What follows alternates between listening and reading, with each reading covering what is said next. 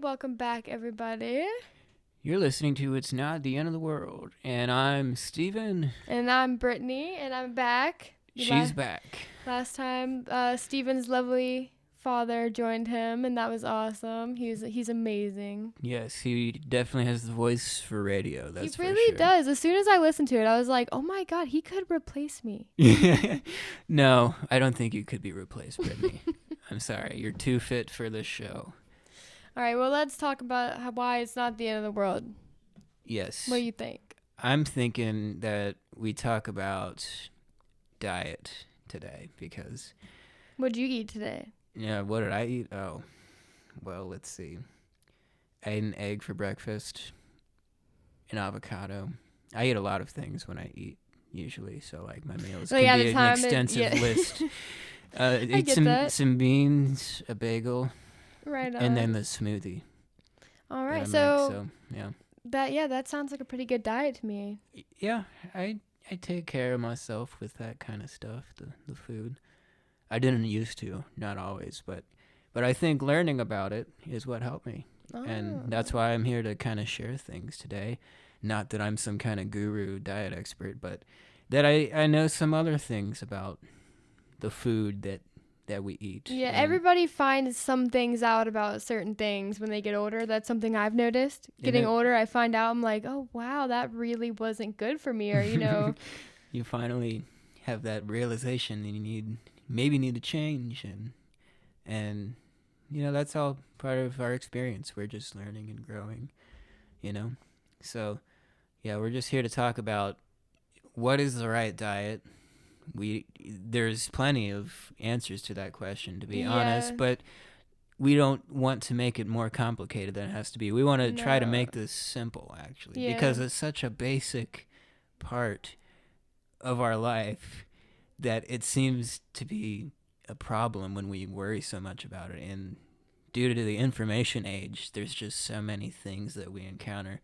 And people seem to have the answer to your problems with weight control or weight management and what should and shouldn't go on your body and things like that. And there's no one right way to live, I think that's like the big picture here. So with the food thing, we're not at all telling anybody, you need to do this or you need to do that, or. And I think overall, like, consistency might actually be the most helpful with your diet. Just find something that's good, that works for you, that's consistent. Right, yeah, if it makes you, like, throw up and, like, have diarrhea all the time. Like, your bowels actually say a lot about, your food, so listen to your body. Definitely.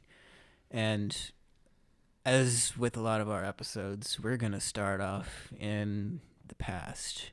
Mm-hmm. And specifically prehistory in this case, and what we know so far through archaeological evidence about what has been found with the remains of our ancestors that tells us what food they have put into their bodies and how it's changed over time.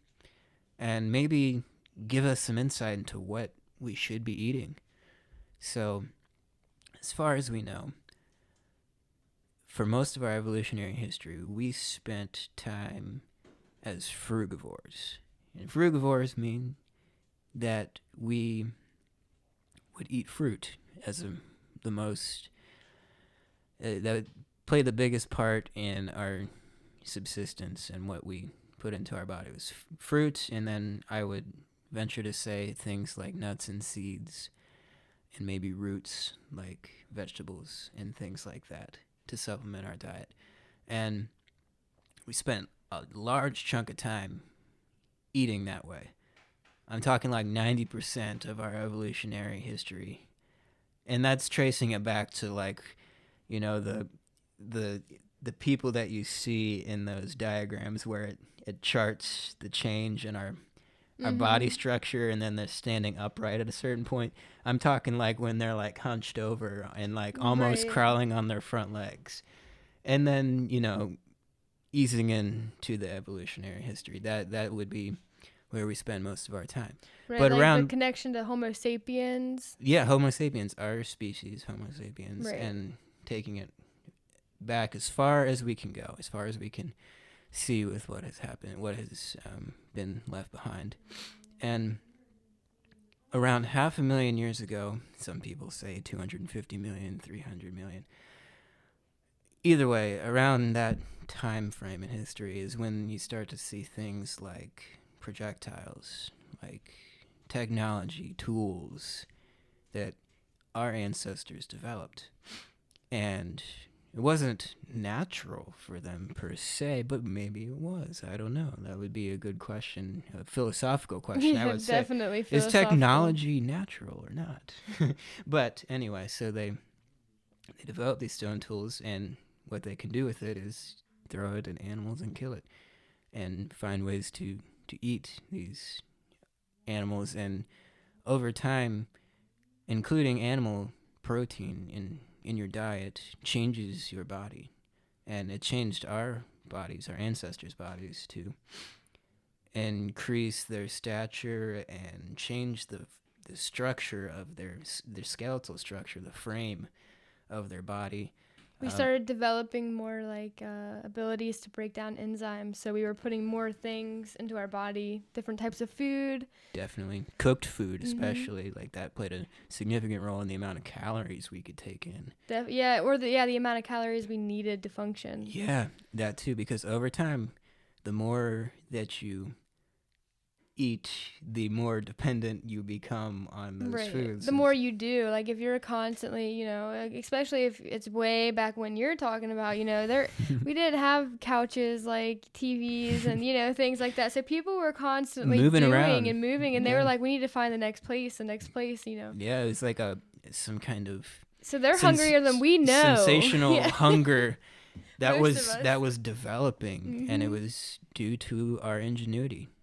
Human ingenuity, and that increasing brain size and body structure and all of this just led to more and more developments, and eventually you start to have what we would call civilization, where people would depend on agricultural products for food. So and it became a lot easier to eat the food. Yeah. That's before it was like if you something that you couldn't break or something that they didn't cook. Yeah. I mean, or maybe when they did start actually like cooking things, warming it up and getting it softer. But that's something us humans do, and I just didn't realize it because I was thinking the other day while I was cooking, I'm like, imagine if I just tried to eat like all these fruits and veggies and everything else just like how it is right now in front of me. Yeah. You know what I mean? And like no cutting it, nothing. Like I don't even think we have the teeth for that. Like evolutionary wise, I don't even think our wisdom teeth, most people don't have them. So I'm sure that like having those teeth is what made it easier to like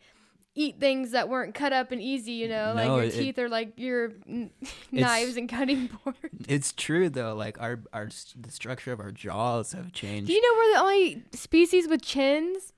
Only. Wow, yeah, I didn't know that. Yeah. But seriously though, like our bone structure in our face, even in our jaws, our teeth, the crowding of teeth, it happens because of thousands of years of eating basically pre-digested food. That's what cooking does. It breaks it down. Yeah. And it increases the calorie intake, but that's what allowed us to grow too. I mean, we're taller now. We need more calories. Yeah, our brains are bigger. Like we may not be doing a lot, but we think a lot. At least, I mean, I'm pretty sure that takes a lot of energy. It really does. Like, if people who are depressed and things like that, they actually show more signs of, when they're. It triggers depression. When you're overthinking just thinking. Like when you think too much, it actually causes your brain to like shut down. Basically. Just be like, you know what, I'm about to throw some cells around and maybe die because. I've just been in my head thinking constantly and I've been overactive but food does that too, it's weird, but I think a lot of people don't necessarily associate food with or diet with like mental health or diet with, I even think about it like complexion and acne and stuff. I'm always like, I wonder if the food I eat has anything to do with that kind of stuff, like how important is it? So to some degree, yeah. Like that could almost determine your diet. You know what I mean? Like whatever is some, if you find things that help something that you have. Yeah. Specifically because you started eating or you took something out of your diet. Yeah. Maybe one thing for me is not good for you. So my diet isn't unhealthy because I'm getting what I need, and your diet could be unhealthy because even though you're eating the same thing I am, you might not be able to break that down or need that. True. Yeah, I guess when it comes to dairy, because do you have the time to do that, Steven? To try every bit of food and be like, nope, not for me. I don't know. It'd be too hard for me. I think I would just stop. Yeah. I would try and then I'd stop. Right. But yeah, like there's debates about things that we've come across within that time frame of development of tools and technology and different ways of consuming food and producing it, that we've decided some of those foods might not be quote unquote natural for us.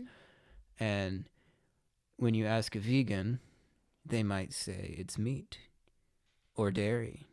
And it's become a popular topic of discussion, I think, especially well, I think more recently. a lot of people, I think, started getting called out. Like, I think this is what kind of caused the whole movement of, like, the debate that you're talking about, if you think about it, too. Like, people were marketing it and getting, basically building corporations on natural living. And then some people were just being like, just because you claim this label, is that actually something that's, like, natural for me? True. Yeah. It's it's gaining momentum, I would say. And they base a lot of their arguments on pretty sound evidence and reasoning for the most part. And for, like, health, are you talking about, like, cholesterol? Yeah, things like that. Blood I mean, pressure. like having a diet that has less meat and less animal products in it will reduce your risk of heart disease and diabetes. And I think all sorts of doctors other... a lot of older people, doctors will tell them, like, yeah, you need to stop doing this, and that. And then they stop, and because they're like, yeah, I want to live longer. But imagine if we did that our whole life. Yeah, if we did that our whole life. And it's worth delving into that, I think, to try to figure out what our diet should be. Because we are what we eat, that's what they say. So, like, you are what you eat. I definitely quite agree. literally in this case, I guess. But like, some of these things that we eat are generally either healthy or unhealthy, and it depends also on the amount that we put in our body. Dosage is everything. I would, if anybody came up to me and said, what is something that you would tell the whole world if there was, like, a microphone, the whole world could hear you, I would just scream out, do whatever you want, but dosage is the most important thing. And that's with every single thing you do. It doesn't matter if it's, like, drugs or if it's, like, playing a game or being, you know what I mean? Everything you do needs to be dosed. And that's just, if somebody were to ask me that, I don't know. Yeah, I agree. It's moderation. Yeah. Basically, if you want to say it a different way, moderation. Even food, like, overeating is one time I ate a whole Donato's pizza and threw up. Like, that's, I'm not proud of that moment, but I did. Like, I can say I've done that before. Yeah. I used to work there. Yeah, overeating, it's a thing. Like, yeah, and there's certain things about the foods that are popular, especially in a country like America, where the levels of the bad things in the food are what make it most enticing and make appetizing. It taste amazing. Yeah, and that is what drives our behavior, and it takes up a significant portion of a lot of people's diet, and it's worth questioning the ethics of all of that, especially when it comes to the way in which this food is produced. I mean, we've probably, at least some of the audience has seen those documentary footage, the documentary footage of people in slaughterhouses and things like that, and it's not really a pleasant sight. And the cowspiracy or whatever it's called, that's one to check out. Exactly. Those sorts of things make you question what you put into your body, and I think it is a little unnatural when it gets to that level, to understand where your food comes from is very important. And it helps that we know this stuff now, because the more that we know, the more we have the power to change what our culture values, and what we put into our body, how we value our body and our health. Yeah, I mean, I think like we have the FDA and everything like that, so I think we kind of in our minds think, well, they're gonna protect us, right? Like they must have something going on that they know what's up, and they're gonna make sure that the humans that consume these products and things and food and in reality, the FDA, they're just humans too that they're just trying to help, operating on rules that they've developed from research, right? And maybe the research is outdated. Maybe there's a change happening as we speak, and the more that people find out more about it, the more power they have to change the rules that are in place, Yeah, so. I think the FDA's sole purpose is probably just for liability on their own. They probably at the end of the day, they get money from these corporations, whether we whether they know it or not. The government gets paid. So their FDA is more, I think, at least that's my personal opinion. I don't know, but I do believe that it's more important to do your research beyond the FDA. Yeah. If you are somebody who genuinely is curious about what it is that you're consuming. Yeah. Not everybody's worried about that. That's fine. One day there might be a symptom you have where that's probably, the cause. Everybody has it. Like, I used to eat White Castles and it'd make me throw up. Like, now I don't eat White Castles. You know what I mean? Kind of idea. So, yeah. I think the FDA is gonna, eventually, with more pressure. Especially with like the plant medicine and everything, that like Eastern medicine. I think with our Western medicine design of everything resulting from the FDA and beyond of anything pharmaceutical, whatever, that the government has something to do with, I think that I do see hope and change in the evolution of that department, specifically with our health, because like they might as well research these things and help out human evolution while they can, like what's going to actually be sustainable and keep humans and the planet alive at the same time. It would be a hard task to undertake, and that's why it takes such a large body of people to determine, because when it comes to what is healthy and unhealthy, or natural and unnatural for us, there's a lot of things to consider, and if we want to broaden our scope entirely to see the bigger picture, we have to include our environment, because it's what, first of all, produces our food. Yeah, the planet's the reason we're alive. If anybody ever needs an explanation for why are we here, like, well, it doesn't matter. The planet is why we're alive. So let's just be thankful for that. Yeah, and the universe, the solar system, the Earth, whatever, the sun. everything. Yeah. So like we are here, and we have to find balance and not let what we crave, our desires, always shoving saturated fat and high in cholesterol foods down our throat, and never thinking about the consequences for ourselves and also for the environment, because it takes a lot of resources to put into growing meat, basically, right. As if you want to think of it like that. Like, you grow the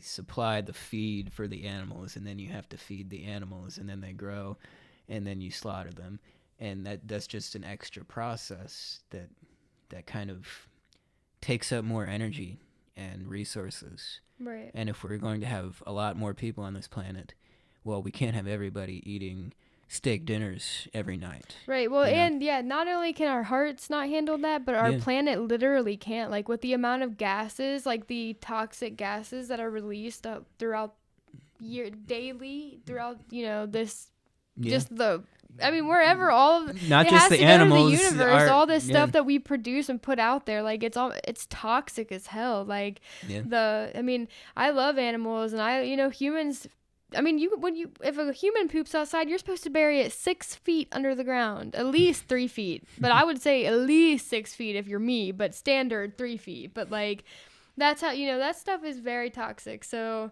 like what you take in is important because what it puts out to the earth. Because if you are anything that takes anything in, you are gonna have to put something out eventually, Yeah, there's a lot that we have to consider, and we actually don't need that much, really, when you think about it.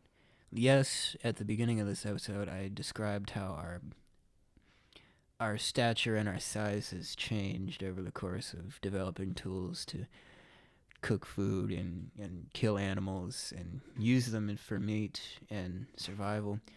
But at the same time, you have to consider that in that environment where people were hunting and gathering for their food, there were times where they didn't have all of the food that they need. And there were times when it was hard to come by the animals, and there's seasons that change, and the food that grew in that location you might not be able to find there again when you're walking past it. So all of this considered, the environment we are in now, where we have food present right in front of us, and all we have to do is slide a card and take that food and go home, it seems a lot more convenient, and to monitor ourselves is helpful, because if we don't, then we're not doing our bodies a favor, because our bodies are still suited for the time period 500,000 years ago. Yeah. And our bodies cannot handle all of the excess that we put in. And I know it's hard to maybe develop that willpower to cultivate a healthier lifestyle. But I think it's worth it in the end if we can cause ourselves, or cause some kind of cultural change, if we all kind of start to wake up to this and understand what we value. The biggest thing is fear boredom. Like, if there's anything in the world that you should do, is fear boredom, because I think this is something we've all done. Maybe is you walk to your fridge, you open it, you see some food, you don't really see anything you want, so you shut the door and walk away. And then like 10 minutes later, you find yourself in the kitchen, you open the fridge and see the same fridge that was there 10 minutes ago. And then you're like, nothing looks good. So, when your mind is bored, you want to fill it with, you're not doing anything, you're not thinking. Yeah, eat. Like it used to be. Yeah, it used to be like the way they would eat would be, okay, because of how much they were doing. They were working their body, they were working their mind, they were burning energy a lot, so they needed a lot of that food. But like us, because of how much we don't really do as much as we used to. Yeah. Evolutionary standing, like, society, like you just said, you can just go and swipe your card. Like, we don't take as much time to get our food. Therefore, we have more time to spare. Exactly. And that's what allows for us to talk in front of a microphone about about this. Like, I mean, am I about to go eat some Mexican food after this? Yes, I am. Yeah, the amount of things that have changed with our evolution of what we've put into our bodies has been, is resilient. Like, even though humans have been destroying the planet for however long, I don't want to just make that seem like a blah, blah, blah statement, because it's not, but humans really have been doing fascinating things with figuring out what people used to do experiments where healthy people would sign up so that they could test if things were good or bad for the human body, like borax and simple little things. Like, they would say, well, 5 days in and the borax is making me feel like crap, and then they would turn it in and be like, okay, so we recommend that you don't ingest borax, and if so. I think on that note, Steven, I think that there's just there's no one right way to live. So I hope that anybody listening to this didn't really get the idea that we were trying to be pushy, because I think that food shaming and just like all of that stuff has become super huge now. Like, if you're not natural, you're unhealthy, you know, or if you're not natural, you're unhealthy, stay away kind of idea. Or like not even stay away. I take that back, because sometimes it's more in your face. Like, you're doing this wrong. You need to do it this way. Yeah. So definitely. We're not trying to be those people, but we do kind of want to just, you know, have a discussion and dissertate a little bit about why food is actually something we should probably spend more time thinking about rather than actually eating. Well, I think we should consider it and then just eat, you know? Like, well, yeah, you should say eat. I just say find out where you stand. Yeah, find out where you stand. And hopefully it's healthy for you. If it's not, well then, you know, whatever. Like, you know, we all die someday. Yeah, we all reap our own consequences, even if we don't talk about them. So So, like, you know, do what you're gonna do, and hopefully this clarifies some things. And if not, well, then maybe do some research, maybe not. If anything, you did find out that humans are the only ones that have chins, so there's that. That's what we hope to, the kind of information we hope to spread through this podcast. So hopefully you're more informed now. And thanks for listening to It's Not the End of the World. Yeah, have a beautiful night. We'll get back. Or a day, whenever you're listening to this. I just thought, I looked out the window and seen how it was dark. Night, day, whatever. Yeah. And we'll get back with you in a few weeks, whenever the next episode will be released. Thank you, guys.